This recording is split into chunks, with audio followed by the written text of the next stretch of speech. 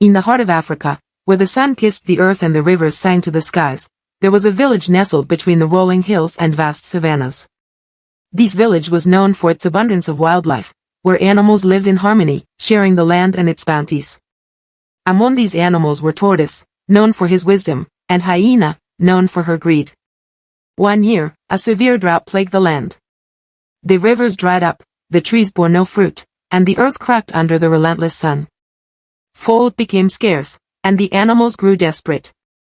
In this time of hardship, hyena became increasingly cunning, always looking for ways to fill her own belly at the expense of others. One day, as tortoise was slowly making his way through the forest, he stumbled upon a hidden grove where a single tree was laden with ripe, juicy fruit.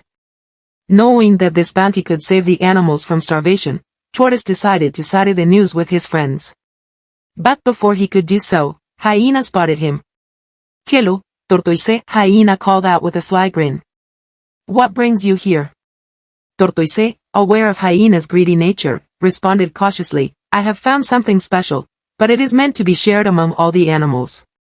Hyena's eyes gleamed with greed. "Why don't you show it to me first?" He promised to keep it a secret. Tortoise knew better than to trust hyena, but he also knew he couldn't refuse without arousing suspicion. "Very well," he said. "Follow me." It led hyena to the hidden grove, where the tree stood tall and proud.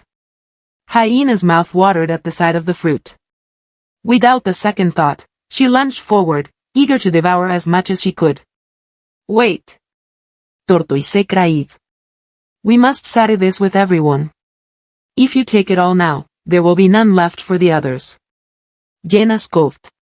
"Why should I share it when I can have it all to myself?" With that, she began to gobble up the fruit, barely leaving any for the other animals. Tortoise, seeing the greed in hyena's eyes, knew he had to act fast. It quietly slipped away and gathered the other animals. When they arrived at the grove, they found hyena lying on the ground, her belly swollen from overeating, and the tree nearly stripped bare. The animals were dismayed, but tortoise had a plan. "We must teach hyena a lesson," he whispered to the others. Together, they devised a clever trick. The next day, tortoise visited hyena, who was still recovering from her feast. "Hyena, I have found an even greater treasure," he said. "A tree that bears golden fruit, hidden deep within the forest." Hyena, despite her discomfort, was intrigued. "Show me," she demanded. Tortoise led hyena on a long, winding journey through the forest, across rivers, and over hills. Finally, they arrived at a clearing where a tall, majestic tree stood. However, this tree bore no fruit. Instead, it was home to a hive of bees. "Where is the golden fruit?" Hyena asked, suspiciously eyeing the tree. "Climb up and you will see," Tortoise replied, hiding a smile. Driven by her greed, hyena scrambled up the tree. As she reached the top, the bees, disturbed by her presence, swarmed out and stung her mercilessly. Hyena yelped and yowled, scrambling down and fleeing as fast as her legs could carry her. The other animals, watching from a distance, couldn't help but laugh. They gathered around Tortoise, thanking him for his wisdom and cleverness. From that day on, hyena learned to control her greed, and the animals of the village shared their food and resources, ensuring that no one went hungry. And Tortoise, with his slow but steady wisdom, became a beloved hero among them all. And so, the village thrived, a testament to the power of wisdom and the importance of sharing, even in the face of hardship. Once upon a time, in the lush grasslands of Africa, there lived a small and timid antelope named Keto. Keto was not like the other antelopes. While they were swift and strong, Keto was small and often afraid. However, Keto had a kind heart and a sharp mind, traits that would soon prove invaluable. In the same grasslands, there was a mighty lion named Simba. Simba was the king of the beasts, known for his fearsome roar that echoed across the plains and struck fear into the hearts of all creatures. Simba ruled with strength and power, and all the animals respected him, but they also feared him. One scorching day, a terrible drought struck the land. The rivers dried up, and the grass turned brown and brittle. The animals were desperate for water, and tensions ran high. Simba, though, was thirsty and irritable. It roared loudly, demanding that the animals find water, but none could.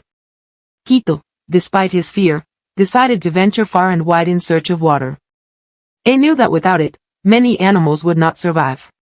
A journey through the savannah, across dry riverbeds, and up rocky hills. Finally, after a long and exhausting trek, Kito discovered a hidden spring, crystal clear and bubbling with fresh water.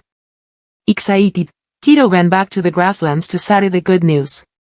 When he arrived, he found the animals gathered around Simba, who was roaring in frustration. Silence! Simba commanded, his eyes fierce. Who dares disturb me? Kito stepped forward, his legs trembling but his voice steady. I have found water, he announced. A spring, not far from here. Enough to quench the thirst of all the animals. The animals murmured in amazement, but Simba was skeptical.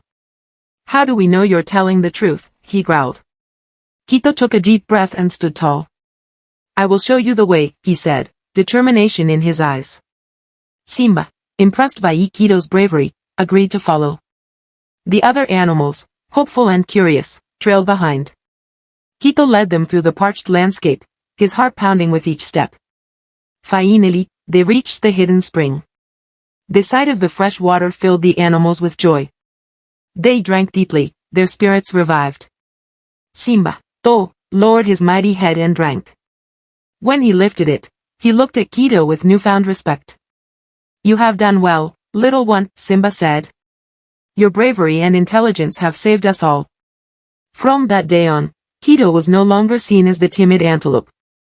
It was celebrated for his courage and wisdom. The animals learned that true strength comes in many forms, and even the smallest among them can make a big difference. Simba, humbled by Kito's bravery, became a more compassionate ruler. He listened to the animals and valued their contributions, no matter how small. The grasslands flourished once again, and harmony was restored. And so, the story of Kito, the brave little antelope, was told and retold, a reminder to all that courage and kindness can overcome even the greatest challenges. In a small village on the edge of the African rainforest, there lived a clever spider named Anansi. Known for his wit and trickery, Anansi often found himself in and out of trouble. But this time, his mischief would lead to an unexpected lesson. One sunny morning, Anansi was feeling particularly hungry and mischievous. He decided to visit Elephant's farm, where the sweetest melons grew. Elephant was known to guard his melons fiercely, but Anansi was not deterred. Anansi sneaked into the farm and found the biggest, juiciest melon. He crawled inside through a small hole and began to eat. The melon was delicious, and Anansi ate and ate until he was so full that he couldn't move. As he lay there, unable to get out, Elephant came by to check on his melons. He noticed that one of the melons looked strange, but he didn't think much of it. Anansi, realizing he might be in trouble, had an idea. When Elephant leaned down to inspect the melon, Anansi called out, "Hello, Elephant." Elephant jumped back, startled. "Who's there?" he demanded. "It's me, the melon," Anansi said, trying to make his voice sound deep and mysterious. Elephant blinked in disbelief. "A talking melon? Impossible." But Anansi persisted. "I am indeed a talking melon. Would you like to hear a story?"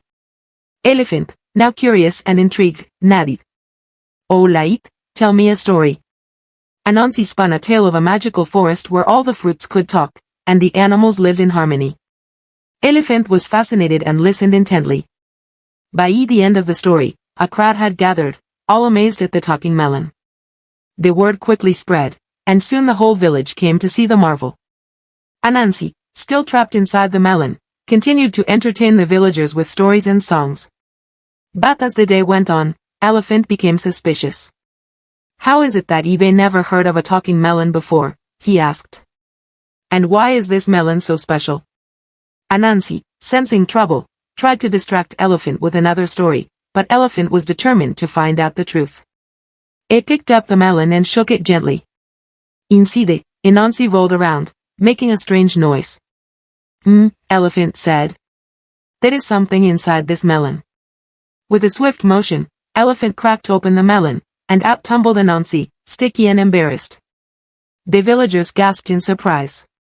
"Anansi!" Elephant exclaimed. "You tricked us!" Anansi, seeing the angry faces, quickly thought of a plan. "Yes, I did," he admitted, "but I only wanted to entertain you all." And see, it worked. We all had a wonderful time. The villagers looked at each other and, slowly, smiles began to spread. They had indeed enjoyed the stories and songs. Elephant, seeing that no real harm was done, chuckled and shook his head. Anansi, you are a master trickster, he said. But remember, honesty is just as important as cleverness. Anansi nodded, grateful for the lesson and the forgiveness. From that day on, Anansi used his cleverness not just for tricks, but to bring joy and wisdom to the village. And so, the story of Anansi and the talking melon was told for generations, a reminder of the power of cleverness and the importance of honesty.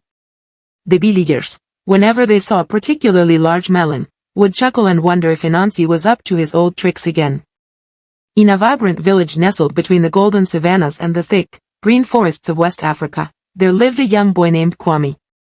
Kwame was known for his curiosity and kind heart, but he was also known for being a bit lazy. He preferred daydreaming under the baobab tree to helping with chores or fetching water. One day, as Kwame wandered near the edge of the forest, he heard a faint drumming sound. Curious, he followed the sound deeper into the forest until he stumbled upon a small clearing. In the center of the clearing sat an old, weathered drum, intricately carved with symbols and adorned with colorful beads. Kwame approached the drum and, unable to resist, gave it a gentle tap. To his surprise, the drum began to play a rhythm on its own, a melody so enchanting that it made the trees sway and the animals dance. Who are you? Kwame asked aloud. I am the magic drum, a deep voice replied, seemingly coming from the drum itself. I can grant wishes, but only to those who play me with a pure heart. Kwame's eyes widened with excitement. I wish for endless food and riches, he declared, imagining a life of luxury without work. The magic drum remained silent for a moment before replying, wishes for selfish gain will not be granted. But if you wish for something that will benefit others, your wish will come true. Kwame was disappointed but decided to think carefully. He remembered how hard life had become in the village due to the long drought that had dried up their water sources.